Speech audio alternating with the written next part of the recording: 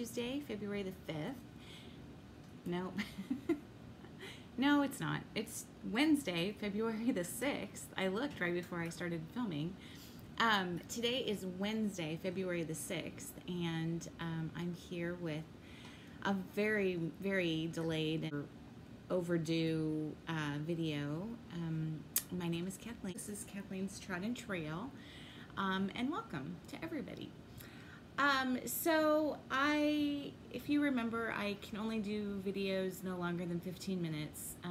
No idea why not. I've never been able to figure out what the deal is and why YouTube only lets me do 15-minute long videos, but I've heard from a lot of people who say they like the shorter videos, and so I've kind of given up. I've gone through many hoops to try to figure out how to make longer videos, and nothing seems to work. So I have a little bit of stitching to show you, and a couple of other things, and then some life updates, and that's kind of it. A few things that float my boat today, and what I'm working on, and that's kind of it. So I thought about starting out with stitching and starting with that, but I just think that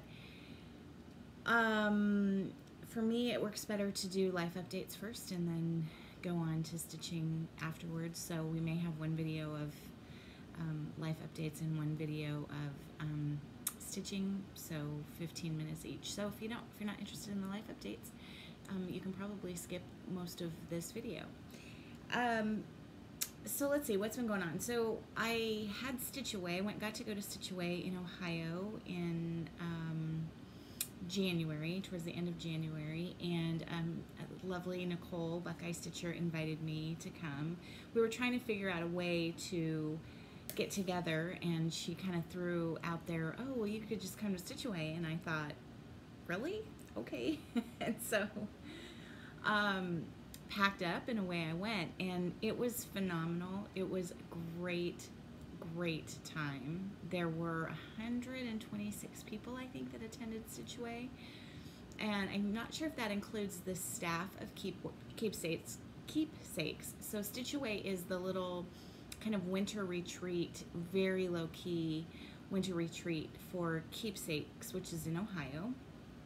And Keepsakes, as you know, is the LNS for Nicole, Buckeye Stitcher, and also for Pam and Steph, just keep stitching.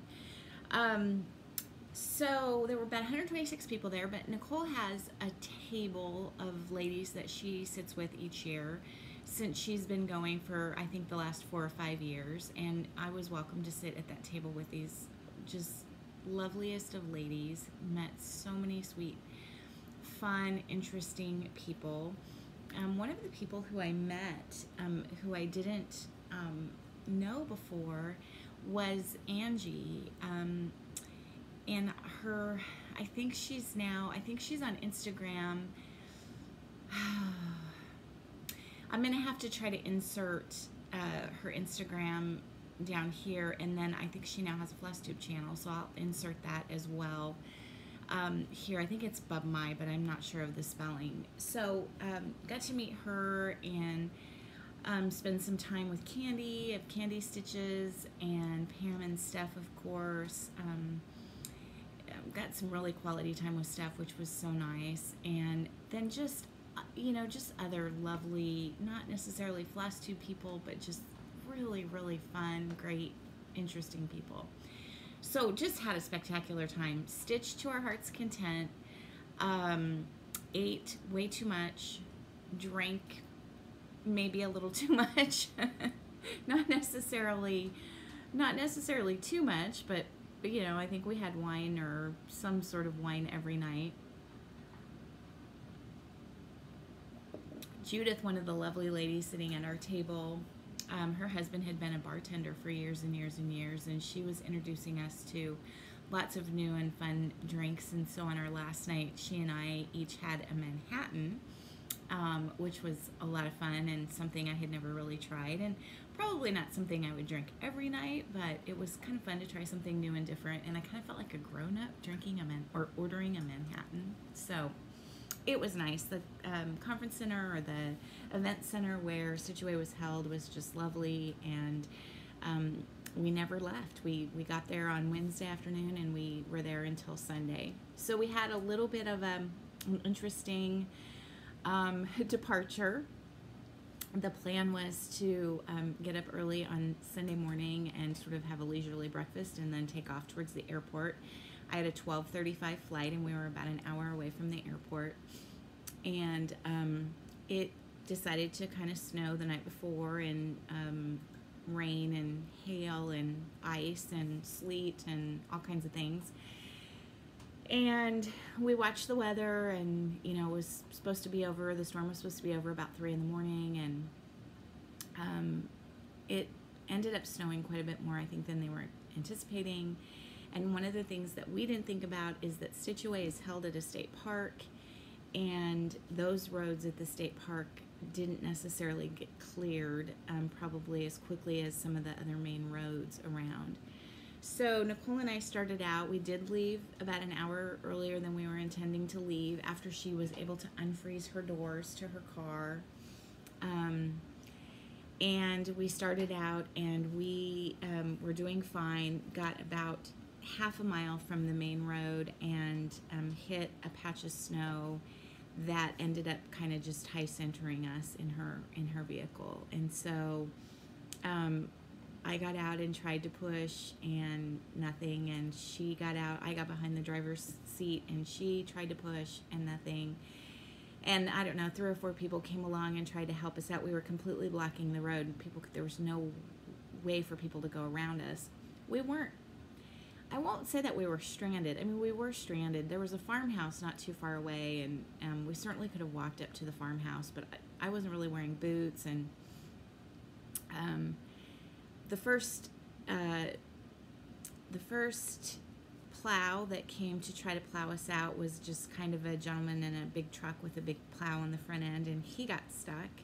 And so the first tow truck that came decided that he couldn't get us out. He couldn't get through the snow to get us out, so he helped the plow get unstuck. Finally, the county plow came out and was able to sort of plow us out, and 2 really, really nice guys in another vehicle that were actually trying to tow out a county plow that had been stuck earlier in the morning or later that night or the night before. They were able to kind of push us and get us out. So we were there. I think we got stuck around 9 o'clock in the morning, 8:45 or so, and I think we were unstuck by noon-ish, and I missed my flight, and but it all worked out. I was able to get the next flight out, and I really didn't get into Omaha as all that late. So luckily no damage to Nicole's car, which I was kind of worried about, but yeah, it was just an adventure. At one point, Nicole looked at me and said, well, if we're not friends by now, we may as well give up, because here we are, stranded in a car. We had cell service. People knew that we were stuck, and State Patrol, that we had called back to the event center, and folks back at the kind of in the hotel part had called State Patrol, and State Patrol had called, and they wanted to make sure we were safe and warm, and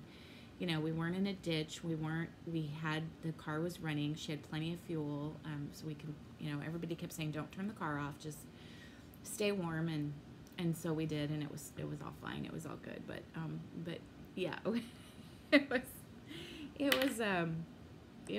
was a great weekend. It was a fun time, and that was a great adventure. And I kind of feel like we're kind of like, yeah, we got stuck in a snowdrift, and so anyway, came back from there, and my father-in-law had been having some issues with his back, severe back pain that they couldn't quite figure out what was causing it. And so he'd kind of been down and out the weeks before I left, and kind of like not able to drive, and just really struggling. Lots of doctor's appointments, lots of x-rays and tests and all sorts of things. And while I was gone, he ended up getting sick. And as it turned out, he got the flu We know for sure he got influenza A, and then we think may have had a little touch of pneumonia, probably as a result of the flu, and then maybe the back issues and not being able to really, be on the move and be very mobile, and being sort of sedentary for weeks on end. And so last Sunday morning, so a week ago Sunday, he fainted in his bathroom and fell face first into the floor. And he's okay. He's home. He was in the hospital for about 5 days. He had 6 stitches, a gash in his forehead and a black eye and bruised cheeks. And we thought nothing else was broken, and, everything else was okay. But his blood pressure was low, and there were just a number of issues, and of course he had influenza, and so he was quarantined, and it was kind of a mess. And as they were running tests, blood work wasn't coming back quite right, and so he's home now. But he found out yesterday. We took him yesterday. He was finally able to have an MRI done, and on his back, and he has a fracture in his lower. One of the discs in his lower spine, and I'm sort of wondering if that didn't happen in the fall, because they had done an x-ray of his spine, a pretty intensive x-ray of his spine, and found nothing. And so I'm sort of wondering if that didn't happen as a result of the fall, or even when the EMTs maybe came and had to anyway. We were really fortunate because he was wearing he lives in an independent living center, and he was wearing his medical alert button around his neck, on a chain around his neck. And when he fell, even though he knocked himself, he fainted and then was unconscious, that alert went off. And so the front desk of the apartments where he lives found him, saw the alarm go off and went up to check on him and found him, and then, called 911 and called us, and we were able to get to the hospital, just right after the EMTs got him there. So he's over the flu, and now there's no sign of pneumonia, and so now it's just a matter of he's super, super weak and having lots of issues with his back, and we'll have to have physical therapy and occupational therapy, and he can't drive, and on lots of different medicines. Plus, because of the blood work, they're still kind of trying to figure out what's going on with that, and his blood pressure's not quite right, and so, lots of those kinds of things. So I would really appreciate some good thoughts for him, as he's losing his independence, at least through this, and hopefully he'll get it back soon. And so, it's just kind of a lot, and but we'll get through it. And so that's kind of why I haven't been here, or, been hanging out or whatever. Okay, so that I can have something stitchy before I have to go to the next video. This is something old that I just my Valentine decorations are up. I got those put up on February 1st, last Friday, and it's always so good. I love the Christmas decorations, and I love the January tree with the snow ornaments and all of that, but it's always so great to get that stuff done and have that out of the way and put away, and the house feels so much more spacious, and like it's not, quite so crowded. But have Valentine up. And so this is an old, I did this February 2016, it says on the back. And it's a needle punch. It's a Maggie, or no, it's not. It's a Jan Goose pattern.